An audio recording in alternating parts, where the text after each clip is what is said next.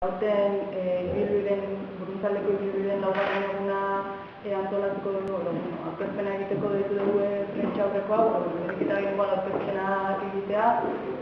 Iñaki Ugarte Usurbilgo kirol zinegozia, Meralda Menian David Frosko Piñetako kirol zinegozia, Bestalda Menian Zasio Balitza Balago Zasio Bariako kirol zinegozia, eta Gineu, Ainara Rodríguez nahigo kirol zinegozia.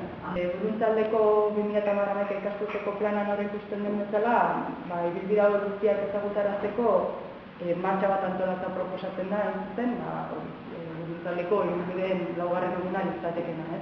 Eguna urrian 16an igandean ospatuko da, 9:00-etatik bitarte eta herri bakoitzean kontrol gune bat egongo da argibideak eta mokaduak eta erretekoak banatzeko.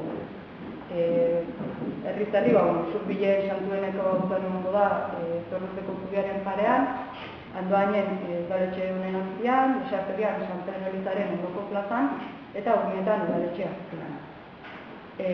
Partaide bakoitzari abiatzen denean txartel bat emango zaio, abiatzen den lekuko zigiluarekin, eta partaideek egunaren oroigarri den kamiseta bat jasoko dute autua.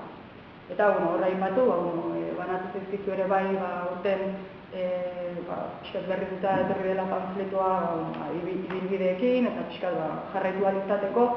Eta baita ere, buruntaldea.org webgunean pixkat aipatu dian xetasun guzti hauek jasotzeko aukera ere egongo gara.